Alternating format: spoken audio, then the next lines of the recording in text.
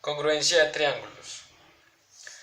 En este caso tenemos el siguiente problema. En un triángulo isósceles acutángulo de base BC se trazan las mediatrices MD y NE. Una mediatriz es una perpendicular que sale desde el punto medio del lado. Pues digamos que con base en esta medida podríamos decir que este es el punto medio y este el punto medio de este. Entonces MD, NE, NE. Bien. Listo. De los lados AB, tal que AB queda colineal con A, M, E, B, listo, está bien, y AC queda colineal con los siguientes puntos: A, N, D y C. Bien. Demostrar que los triángulos M y E, o sea que este es el punto I, este y este, son congruentes. Método, pues, digamos, recursivo para poder demostrar. Vamos a trazar la siguiente mediatriz. Ahí está. Partiendo pues del punto medio de la base BC. Entonces sabemos que el triángulo queda dividido a la mitad en partes iguales porque es un triángulo isósceles, ¿cierto? Esto es ángulos de la base iguales y lados iguales. Bien. Bien, entonces vamos a empezar a demostrar. Primero, vamos a decir que el triángulo ABC es isósceles, ¿cierto? Eso sería por hipótesis. Vamos a decir que es base BC, y lo tercero que nos están diciendo es que MD y NE son mediatrices. Todo esto es por hipótesis. ¿Qué más podemos decir? Podemos decir que el triángulo, al ser isósceles, los lados son iguales. Entonces, paso número 4 sería decir que el lado AB es igual al lado AC. Y esto por el triángulo ser isósceles, por el paso 1. En ese orden de ideas, si los segmentos enteros son iguales, la mitad de ellos también lo son, ¿cierto? Entonces vamos a decir que el segmento MB es congruente con MA porque son mediatrices. Lo mismo sería el segmento AN con el NC por el punto número 3, y lo que dije, que este segmento es congruente con este por ser isósceles. Entonces vamos a decir que MA es congruente con AN por el triángulo ser isósceles y porque es la mitad del segmento entero. Vamos a decir también que por mediatriz. Bien, vamos a clarificar qué es lo que yo estoy haciendo y recordar qué es lo que vamos a hacer. Nosotros vamos a verificar que esos triangulitos son congruentes. Entonces lo que yo estoy haciendo es que primero voy a decir si estos dos son congruentes, y la congruencia de ellos me va a servir para decir la congruencia de estos pequeños. Entonces hasta ahora, ¿qué llevamos?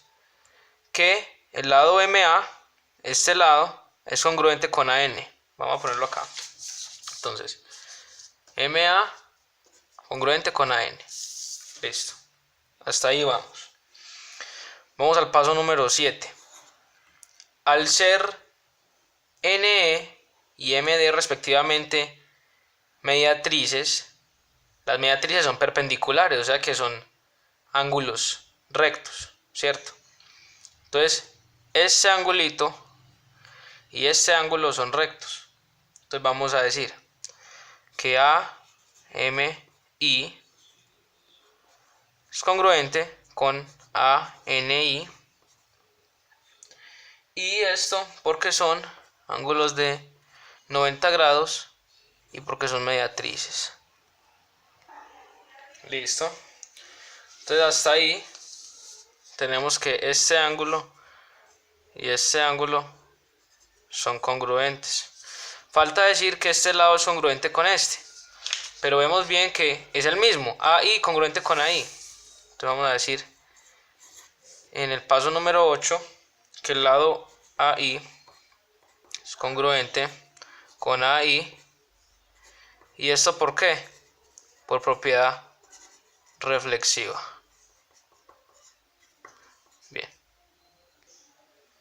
O algo que se me olvidó mencionar y fue que en el paso número 7 este ángulo es congruente con este porque son mediatrices, sí, pero también porque son de un triángulo isósceles, o sea que, como habíamos dicho, las mitades del lado entero también son iguales, entonces son congruentes.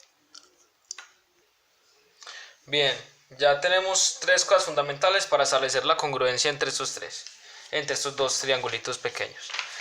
Habíamos dicho, listo, que el AM es congruente con el AN porque el triángulo es isósceles. Dijimos también que estos dos ángulos son congruentes también porque el triángulo es isósceles por las mediatrices, y la mediatriz es perpendicular, entonces ángulo de 90 grados. Bien, y vamos a ponerlo con dos rayitas, y por la propiedad reflexiva. Entonces este criterio es el criterio de, ¿cómo se llama? Recto, hipotenusa, cateto. Entonces ya podemos establecer la congruencia entre estos dos triángulos. Entonces vamos a poner por acá el paso número 9.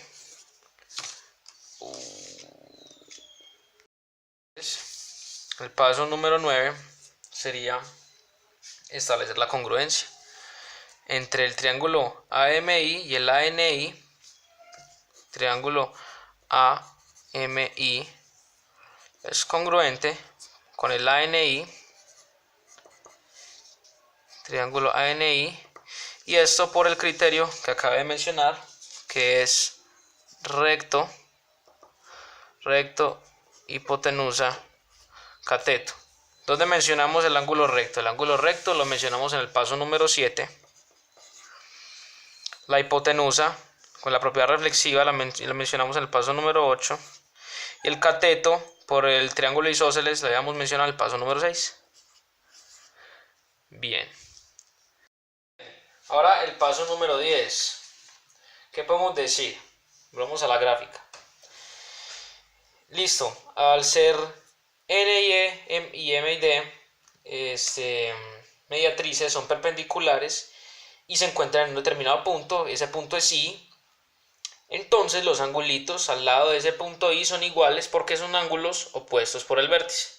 ¿Sí? Vamos a decir en el paso número 10, le dimos el nombre alfa a y alfa prima. Alfa es igual a alfa prima porque son ángulos opuestos por el vértice. Bien. ¿Qué más podemos decir? Vamos a encontrar la congruencia entre estos dos. Entonces, tenemos un ángulo, tenemos un lado, pero también tenemos este ángulo de acá. ¿Sí? Entonces, vamos a decir que el ángulo EMI o IME no tiene relevancia. Paso número 11. Es decir, que el ángulo IME es congruente con el IND. ¿Sí? Y esto porque son mediatrices y por la congruencia de triángulos que establecimos ahorita. Qué tonto. En el paso número 9. Listo. Entonces aquí ya tenemos que... no, pero nos falta mencionar una cosa y es este lado. ¿Sí? MI es congruente con NI. Y esto por la congruencia anterior. Entonces el último paso, ya podemos decir que estos triángulos son congruentes. ¿Por qué criterio?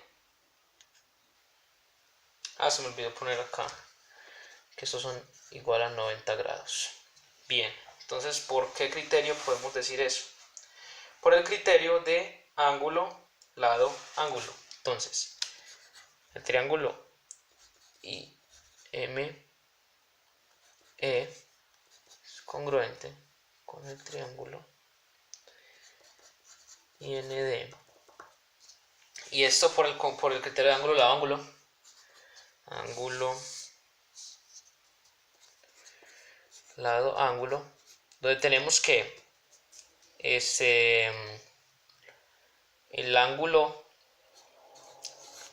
opuesto por el vértice es igual al otro lado. Tenemos la congruencia de los triángulos y el ángulo recto.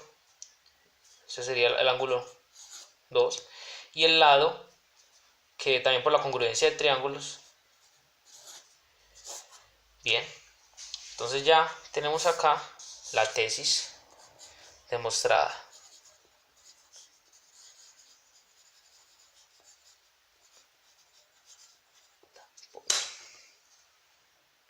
Último, si hablamos en el sentido estricto de la palabra, esto no es ángulo, lado, ángulo, sino recto, cateto y ángulo, ¿no? Entonces en ese orden diríamos que en el paso 11 mencionamos el ángulo recto. El cateto sería el 12 y el otro ángulo sería el opuesto por el vértice, el paso número 10.